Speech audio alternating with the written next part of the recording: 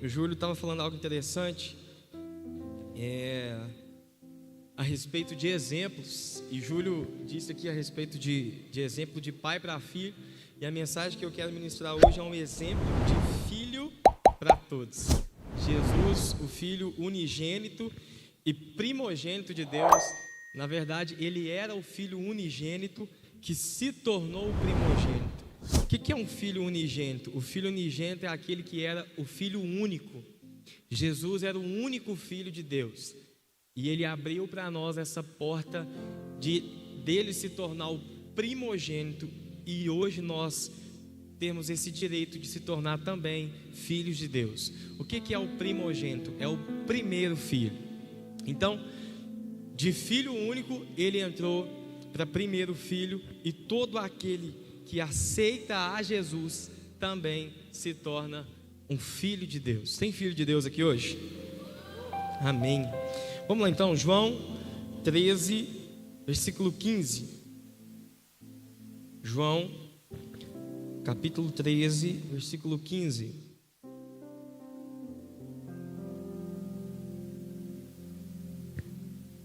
Diz assim: eu dei o exemplo para que, como eu fiz, também o façam. Eu dei o exemplo para que, como eu fiz, também o façam. Eu queria que você fechasse os seus olhos agora, por gentileza. Cubra a sua cabeça. Eu queria que você respirasse bem fundo, já agradecendo ao Senhor por você estar aqui mais um dia, já agradecendo ao Senhor por você estar aqui mais uma noite, por você ter mais uma oportunidade de adorar a Deus de uma forma coletiva. Feche os seus olhos, porque a salvação de Deus é individual, mas o plano de Deus, ele é coletivo. Quando Deus chama Abraão, ele quer ter um encontro com Abraão, mas através de Abraão ele quer encontrar mais pessoas. É por isso que Deus fala com Abraão: Abraão, você vai ser pai de multidões. E a Bíblia diz que Abraão era um pai da fé. Feche os seus olhos, porque o autor de Hebreus, a qual nós não sabemos quem escreveu, ele diz que a fé vem pelo ouvir. Então, se Abraão é o pai da fé, significa que ele ouviu muito a Deus. E o que nós te pedimos aqui hoje, Senhor, é que nós venhamos ser como Abraão, a ponto de ouvir ao Senhor. Se a fé vem pelo ouvir, tira agora todo utensílio, todo empecilho, tudo aquilo que pode, Senhor Jesus, servir como pedra de tropeço aos nossos ouvidos, tudo aquilo, Jesus, que tenta impedir com que a sua palavra chegue ao nosso coração, tudo aquilo que tenta impedir com que a sua palavra chegue aos nossos ouvidos. Nós queremos agora aumentar a nossa fé, porque a fé vem pelo ouvir. Então eu quero aqui hoje, juntamente com os meus irmãos, escutar tudo aquilo que o Senhor tem para falar comigo. Eu quero aqui hoje, juntamente com meus irmãos, aumentar a minha fé, porque se a fé vem pelo ouvir, não é aquilo que eu ouvi há 10 anos atrás, não é aquilo que eu ouvi no culto de domingo passado, não é aquilo que eu ouvi no culto da virada do ano. Se a fé vem pelo ouvir, é aquilo que eu estou escutando hoje. O ouvir está no presente. Se a fé vem pelo ouvir, eu quero hoje, agora, ouvir a voz do Senhor. Quantos querem ouvir a voz do Senhor aí? Aplauda e faz alguma coisa para Ele, por favor. Amém. Glória a Deus. A Bíblia diz que a fé vem pelo ouvir. Então, se a fé vem pelo ouvir, tem que ser atualizado. Fala para quem está do seu lado: você precisa atualizar todos os dias a sua fé. Como que você atualiza a fé? Quando você ouve a palavra de Deus. Se a fé vem pelo ouvir, significa que todos os dias você tem que ouvir a palavra de Deus. A neurociência vem explicando para a gente agora que nós somos aquilo que nós ouvimos. Quem já ouviu isso? Você é aquilo que você ouve, você é aquilo que você lê, você é aquilo que você consome. Aí agora a moda fitness, fitness vem dizer, você é aquilo que você come, né? E alguns estudiosos dizem, você é a média das pessoas que você anda. Mas na verdade a Bíblia já falava isso tudo em outras palavras. Quando Jesus vem falando que eu vim dar o exemplo para que vocês venham a seguir, Ele está dizendo o seguinte: quem anda comigo faz aquilo que eu faço. Então hoje a neurociência quer falar que as pessoas que você anda, você se torna a média delas. Mas que Jesus está querendo dizer para nós se você tem dificuldade de perdoar, mas se você andar comigo, você vai se tornar alguém que tem facilidade de perdoar, porque Jesus é o perdão. Se você tem dificuldade de amar e você andar com Jesus, você vai ser a média de Jesus, porque Ele é o amor. Então hoje nós só escutamos da atualidade aquilo que a Bíblia já falava.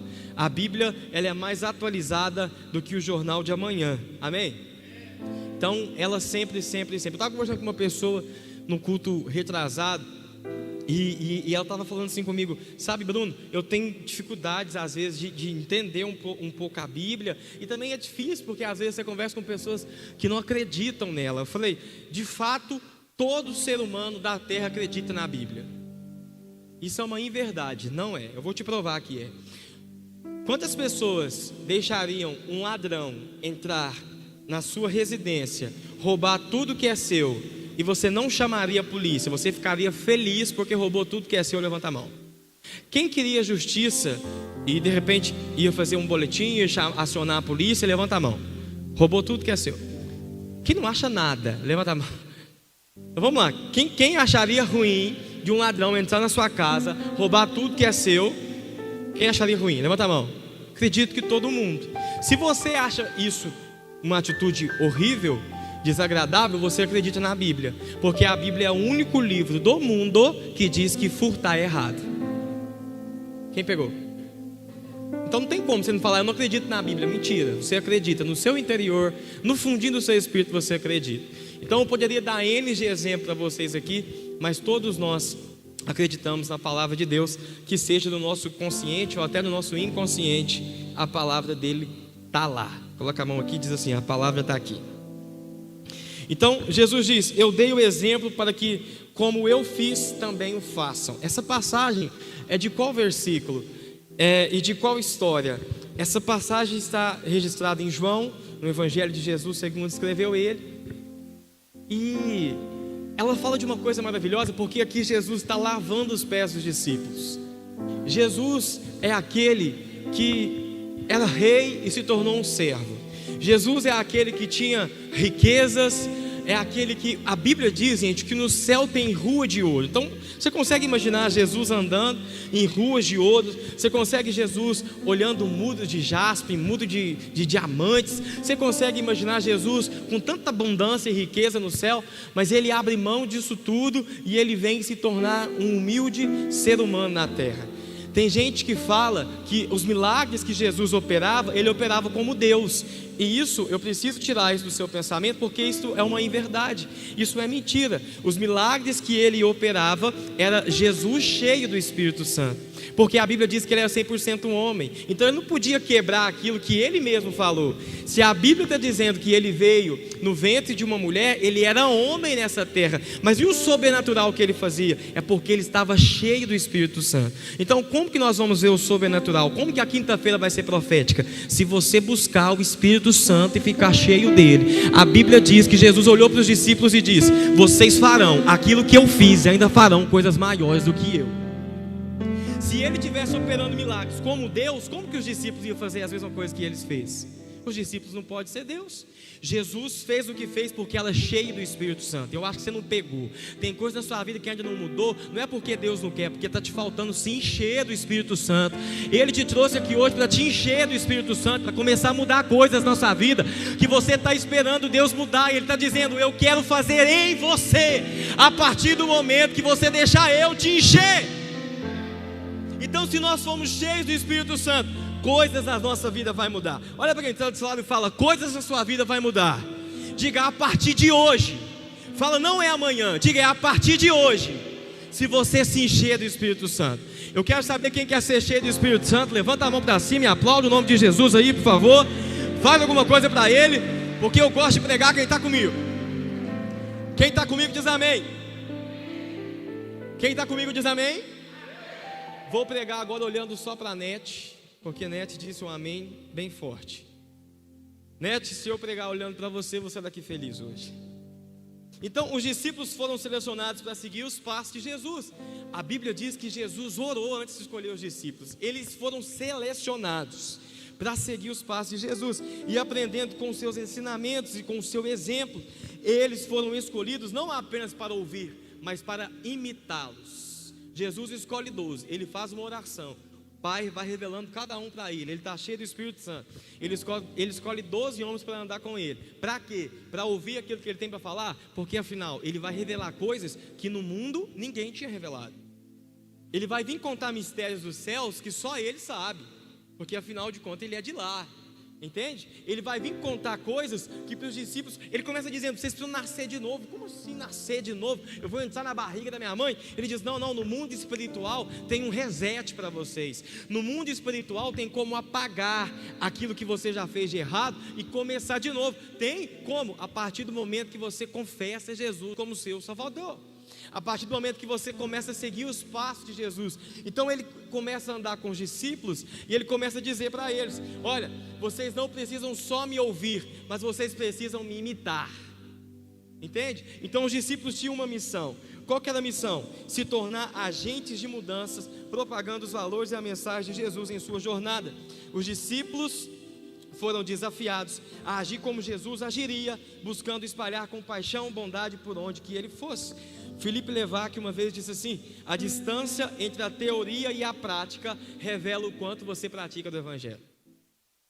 A distância entre a teoria e a prática revela o quanto você pratica do Evangelho. O quanto que você sabe do Evangelho, o quanto que você vive do Evangelho, se baseia naquilo que você sabe, mas também naquilo que você faz. Então quando Jesus vem falando com os discípulos, ele não quer só ensinar, Michael. Ele não quer só falar, ele quer que os discípulos façam aquilo que ele está falando.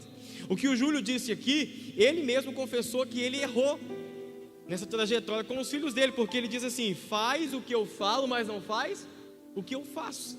E Jesus não deixa isso para a gente. Jesus diz assim, vocês precisam fazer aquilo que vocês estão ouvindo. Então fala para uma pessoa que está do seu lado, faz cara de paisagem e vê se ela tem cara de pessoas que pratica aquilo que ela está escutando da parte de Deus. Olha para ela ali agora, faz cara de santo, por favor.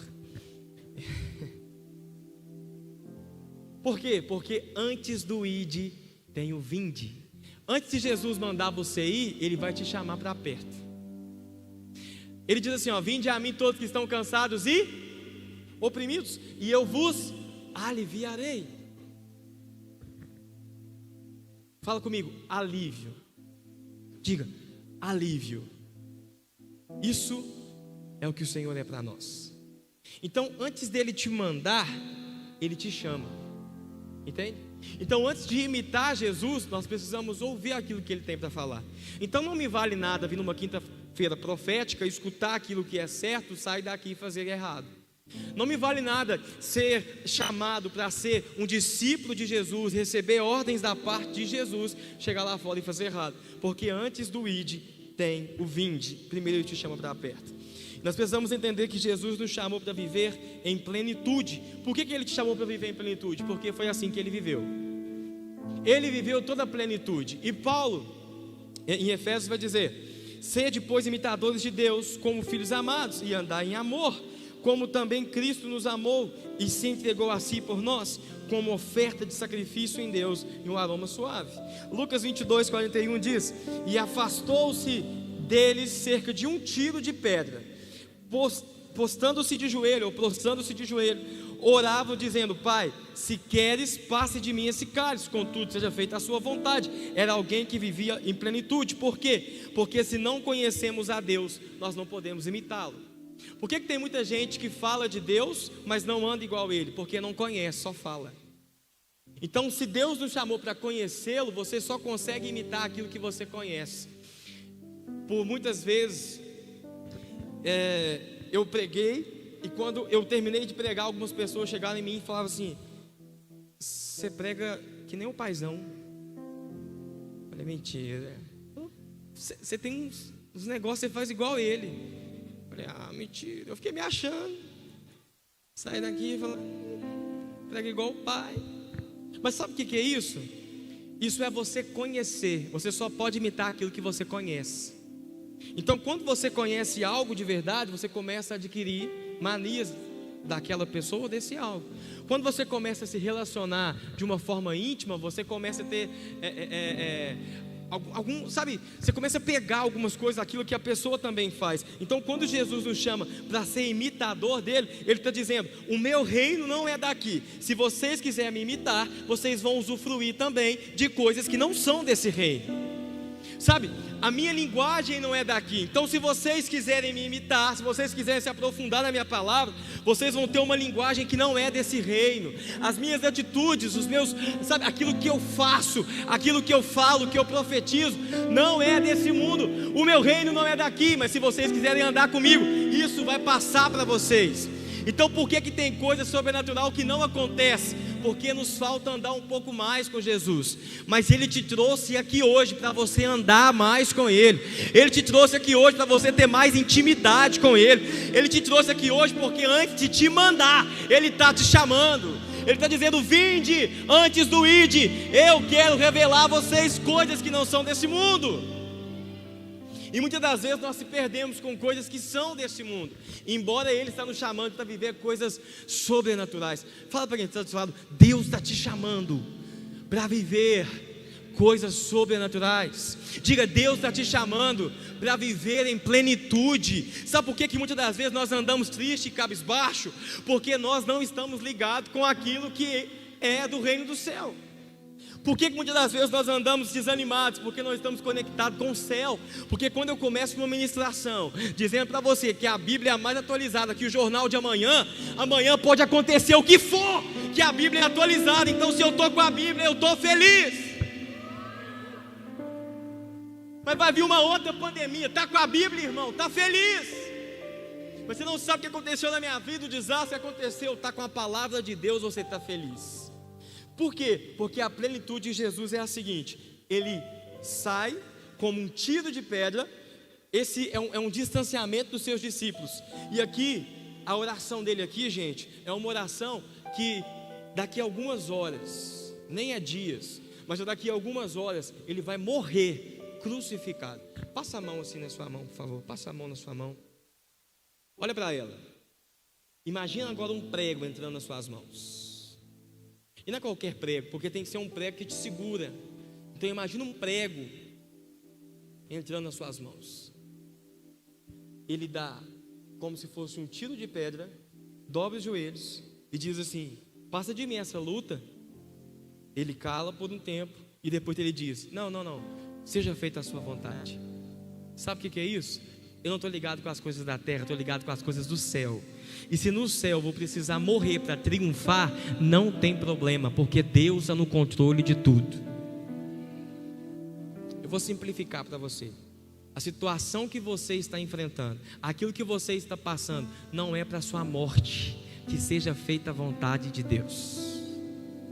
Se for possível, passa de mim esse cálice. Não olhe assim mais. Olhe assim agora: Senhor, que seja feita a sua vontade. Está passando por um problema difícil? Não olhe mais como... Porque Jesus, Ele começa a orar assim, mas Ele termina do jeito certo. O nosso problema é que nós só queremos que Deus afasta de nós todo o cálice. Começa a passar uma dificuldade, afasta de mim esse cálice. Começa a passar uma luta, afasta de mim esse cálice. Mas no final do versículo, Jesus diz: que seja feita a sua vontade. Eu quero saber aonde estão aqueles que confiam com toda a plenitude em Deus, que estão dispostos a orar: Pai, seja feita a sua vontade. Aonde estão vocês? Porque a Bíblia diz que a vontade de Deus, ela é boa, a vontade de Deus, ela é perfeita, e a vontade dele é agradável. Então depois que eu entendi a vontade de Deus é boa, perfeita e agradável, eu parei de reclamar dos cálices que eu estou bebendo. Eu parei de reclamar daquilo que eu estou passando. Porque se a vontade de Deus é boa, que seja feita a sua vontade. Olha para quem está do seu lado e fala: Deus quer cumprir a vontade dele em você. Então Jesus disse aos seus discípulos, Mateus 16, 24: se alguém quiser acompanhar-me, negue a si mesmo, tome a sua cruz e siga-me. Se alguém quiser me acompanhar, negue-se a si mesmo, tome a sua cruz e siga-me. Deixa eu te falar uma coisa: por vez, eu achava que cruz era algo que eu tinha escolhido.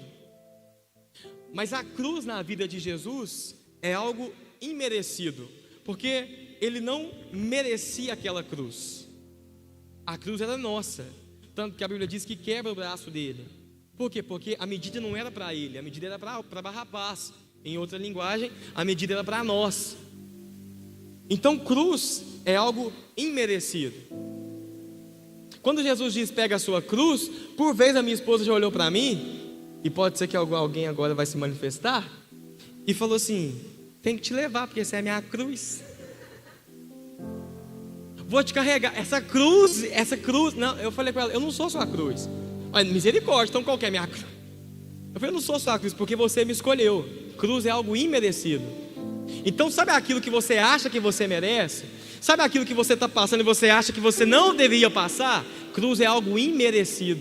É aquilo que você acha que você não devia estar passando, mas você está passando. Então pega essa cruz, segue a Jesus e negue a si mesmo.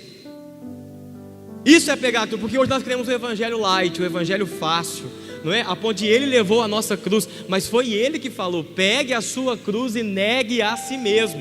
Então as suas escolhas não é a sua cruz, mas é aquilo que você tem que abrir mão que se torna a sua cruz, aquilo que você nega a si mesmo. Qual que é a minha vontade? Minha vontade é de prostituir, tá bom, mas você vai abdicar disso, você não vai mais prostituir, você vai pegar a sua cruz, vai negar os seus desejos e vai seguir Jesus. Porque aquele que quer seguir a mim tem que negar os seus próprios desejos. Aquele que quer ter um relacionamento comigo, aquele que tem que seguir os meus exemplos, tem que negar as suas próprias vontades. Então cruz é algo imerecido. Fala para quem está do lado, cruz é algo imerecido. Você só receberá aquilo que está nas mãos de Deus a partir do momento que você entregar aquilo que está nas suas. O Júlio falou aqui agora há pouco de oferta, e ele disse algo interessante. Ele diz: não estou dizendo a respeito do valor, mas você prepare a sua oferta e você traga. E sabe, e eu entendo, e eu acredito nisso também. Mas você só pode receber algo da parte de Deus quando você entrega aquilo que está nas suas mãos. Então o que tem nas suas mãos hoje? Você está disposto a entregar para Ele? O que não tem dado certo? Os seus relacionamentos, o seu casamento, suas amizades, seu emprego. Você quer entregar isso para Ele? A minha vida tem dado tudo errado. Você quer entregar para Jesus? Porque a partir do momento que você entregar aquilo que está nas suas mãos para Jesus, você vai receber aquilo que está nas mãos dele. Então sempre que nós entregarmos algo para Deus, nós vamos receber sempre algo em troca. Andar em intencionalidade, assim como Jesus andou. Qual foi a intenção de Jesus? João 10:10 diz assim: eu vim para que tenham vida e a tenham em abundância. Você vai ver que nesse versículo, os versículos anteriores, vai dizer assim que o ladrão vem senão para roubar, matar e destruir. E esse versículo posterior diz: mas eu vim para que tenham vida e que vocês tenham vida em abundância. Repete comigo: abundância. Repete comigo: abundância. Então presta atenção. No mesmo capítulo de João, Jesus vai dizer assim que no mundo nós teremos aflição. Mas ele tem um final desse versículo. Quem sabe o final desse versículo? No mundo tereis aflições, mas tende, por quê? Eu venci o mundo. Então bate no peito e fala: Jesus venceu o mundo. Então Jesus ele vai falar assim: no mundo vocês vão ter aflições, mas tem de bom ânimo, porque eu venci o mundo. As pessoas se resumem o evangelho nas aflições. Tem gente que acha que para ser crente você tem que sofrer. Mas olha a Bíblia revelando uma verdade para nós. João 10:10. Coloca de novo, por favor. Eu disse para você que você passaria por aflições. Vamos lá. Mas João 10:10 diz: o ladrão não vem senão a roubar, a matar e destruir. Eu vim para que tenham e a tenham com. Então eu não sei quem falou para você que para você ter Jesus você tem que ter uma vida de aflição, porque a vida que Ele prometeu para você é uma vida de abundância. A vida que Jesus prometeu é: eu vim para que tenham vida, não só vida, mas tenham vida em abundância. Deus não te chamou para ficar sofrendo, Deus não te chamou para andar cabisbaixo. O que você é? Eu sou evangélico, eu sou cristão.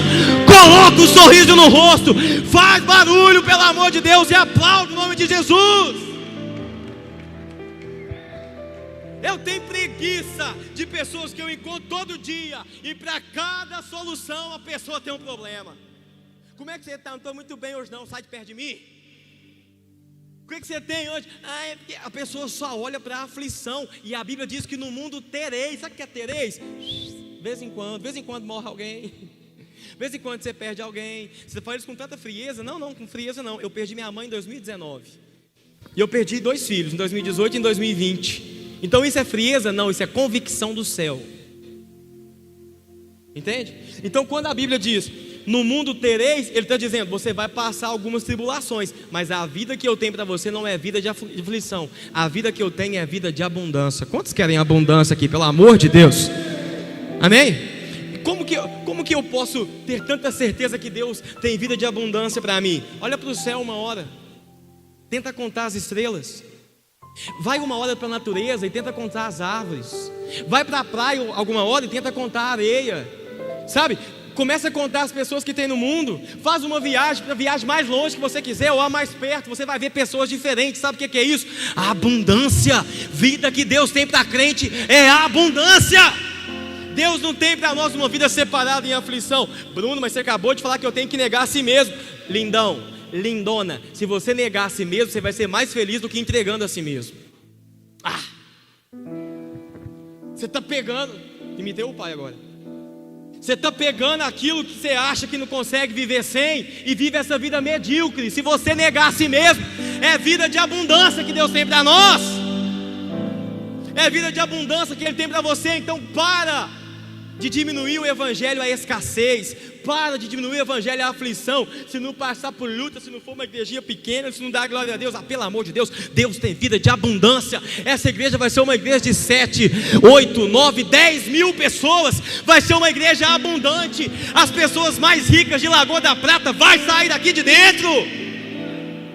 Você está levando o evangelho para o dinheiro? Não, eu estou te mostrando que se você quer ter abundância em todas as áreas, Deus está dizendo, eu estou contigo, porque a vida que eu tenho para você é vida de abundância. Fala para quem está do seu lado, está preparado para receber abundância? Se ele fizer cara de tacho, ele está na aflição. Fala com ele de novo, fala, está preparado para viver abundância? Deus tem vida de abundância para você. Mateus 26, 28 diz: por isso é que o meu sangue, o sangue da nova aliança, é derramado em favor de muitos, para a remissão dos pecados. Joyce Meyer fala uma coisa interessante. Ela diz que o Espírito Santo e Deus já acorda triste com a gente. Por quê? Porque a primeira coisa que a gente acorda, a primeira coisa que a gente faz quando a gente acorda é pedir perdão para os pecados. Mas a gente não tem que pedir perdão para o pecado? Tem, mas para cada pecado cometido há uma graça maior. Então antes de você pedir perdão dos pecados, diz: Senhor, obrigado pela sua graça, porque o seu sangue me purifica de todos os pecados. Então se você quer viver uma vida feliz, pede perdão dos seus pecados, arrepende dos seus pecados, mas entenda o tamanho da graça de Deus para você. Por quê? Porque antes de você nascer, Ele já tinha te perdoado. Antes de você nascer, Ele já sabia o seu nome. Então se você é uma pessoa que não se perdoa, eu estou dizendo para você que antes de você vir para esse mundo, você já tinha recebido perdão. Por que tem tantas pessoas que pegam tantas doenças, nem tomam posse de tanta doença, pegam tantos espíritos malignos e vivem de uma forma tão infeliz? Porque são pessoas que não conseguem se perdoar. Enquanto Deus está dizendo: meu filho, antes de você nascer eu morri. Então se antes de você nascer eu já tinha morrido por você, vai viver de acordo com a graça. Viva de uma forma mais feliz, arrependa-se, óbvio, mas viva com um sorriso no rosto. Larga essa falta de perdão para lá e comece a viver a abundância daquilo que Deus tem para nós. A partir do momento que você começar a entender o tamanho da graça de Deus, o tamanho do amor de Deus e o tamanho do sacrifício que Ele fez por nós, você vai viver de uma forma mais feliz e com menos culpa. Acabamos a série de mensagem Dá para ser leve. Quem gostou do Dá para ser leve aí, diz: eu gostei. Ele porém lhe disse: vamos para aldeias vizinhas, para que eu também pregue ali, pois é para isso que eu vim. Jesus era tão intencional que Ele não perdia o foco. Ele diz: nós vamos para a aldeia vizinha e lá eu vou pregar. E a Bíblia diz assim, que Tomé pregava de uma forma contagiante. E eu imagino, Barnabé pregava de uma forma contagiante. E eu imagino Barnabé pregando de forma contagiante, assim como Jesus pregava de forma contagiante. Eu imagino Jesus, Júlia, aonde ele pregava e as pessoas, ficavam empolgadíssimas com a pregação dele, porque afinal era multidão que seguia Jesus. Mas a Bíblia diz que multidões também iam embora. Pois é, aí você vai olhar só para quem foi embora. Dê um glória a Deus aí, Amel. Porque muitas das vezes é isso que nós fazemos. A gente olha só para aquilo que nós perdemos. Você olha só para aquilo que está desfazendo. Você olha só para aquilo, você pega um ponto negativo desse tamanhozinho e coloca. É como se eu pegasse uma roupa branca com um pontinho preto e eu pedir para você olhar aqui para frente e todo mundo foca naquele pontinho preto, Então, aquilo que Deus fez, aquilo que Jesus tem feito até hoje, é muito mais do que as multidões que têm ido embora. O nome, o Evangelho, tudo aquilo que Jesus fez, que os discípulos fizeram, que levou à expansão do Evangelho, é muito maior do que aquilo que as pessoas têm rejeitado. Às vezes a gente olha para pessoas que têm rejeitado o Evangelho e coloca o foco, você esquece que num culto 30 pessoas aceitou Jesus, você olha para uma que saiu da igreja. Você esquece que milhares de pessoas estão todo dia tendo conexão com Cristo, e você começa a olhar para as mortes que está tendo no mundo. Não, foque os seus olhos, pelo amor de Deus, nas coisas boas. Faça como Jesus. Eu estou indo para tal cidade, mas você não vai morrer? Vou, mas eu preciso pregar lá. Era alguém que levava um evangelho contagiante, não é um evangelho depressivo, porque evangelho significa boas novas. Então era alguém que levava sempre a alegria para o povo, mesmo quando aquilo te doía, no final trazia alegria. Amém?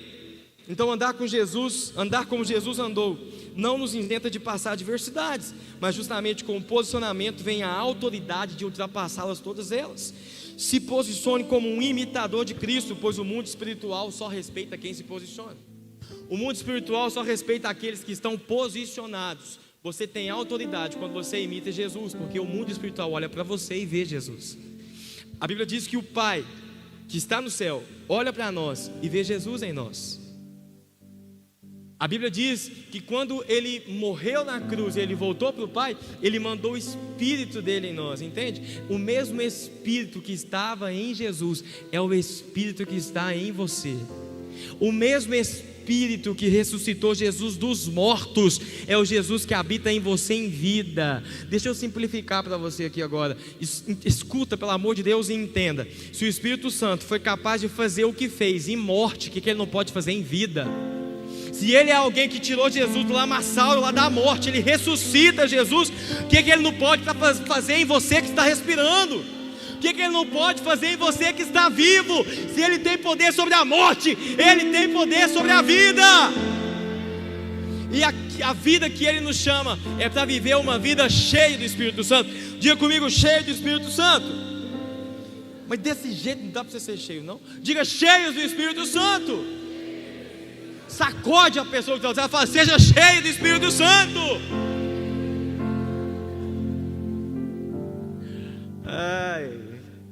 Amém. Ser verdadeiro, assim como Jesus é. João 7,18 diz: aquele que fala por si mesmo busca a sua própria glória, mas aquele que busca a glória de quem enviou é uma pessoa verdadeira. Não há nada de falso a seu respeito. Jesus está falando de si. João 5,30: quem me vê, vê o Pai. Uau, não. Quem vê a mim, vê o Pai.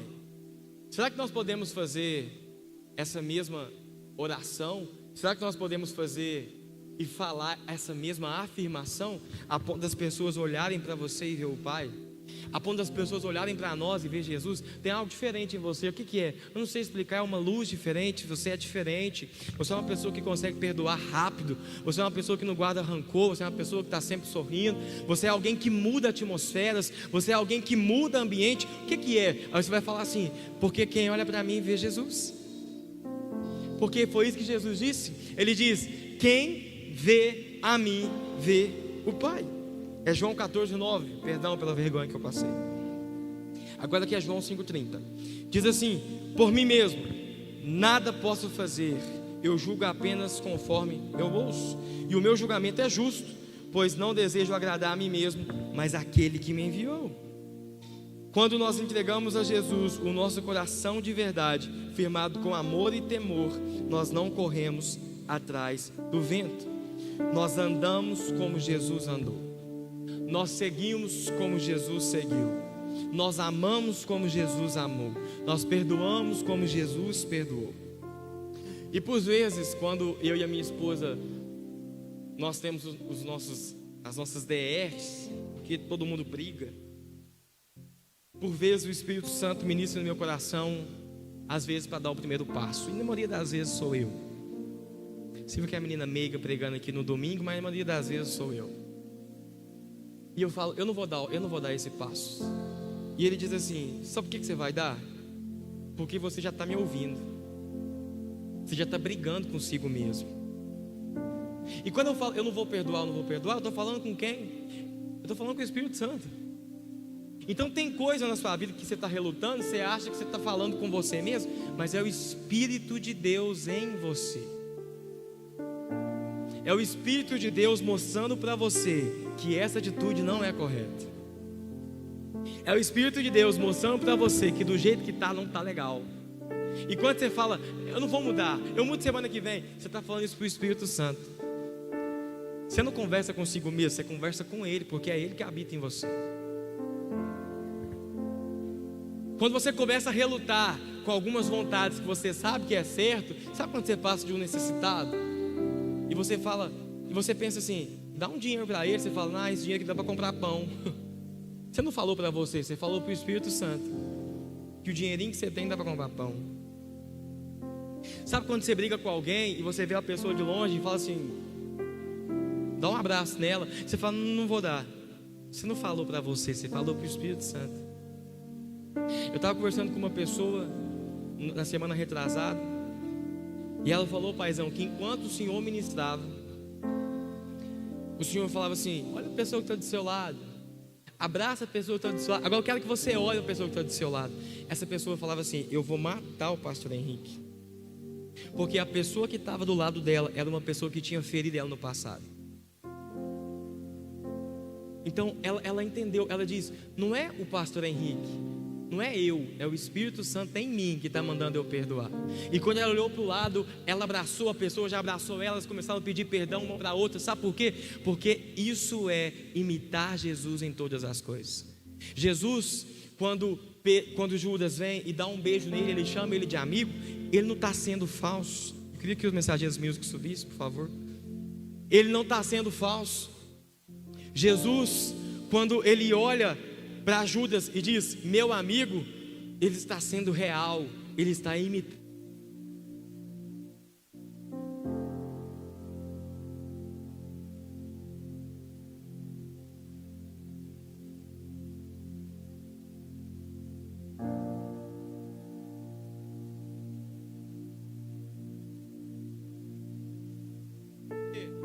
Libere aquilo que ele tem colocado em você para liberar.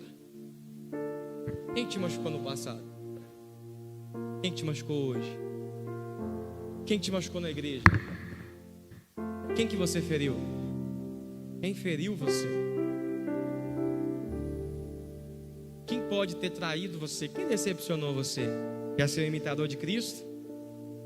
Então você vai viver diferente desse mundo. Quer andar como Jesus andou? Então você vai ter que fazer o contrário. Vai ter que ir na contramão, porque afinal o que Jesus disse, o que Paulo escreveu inspirado pelo Espírito Santo foi, não vos conformeis com as coisas desse mundo, mas transformai-vos. Sabe o que é transformar?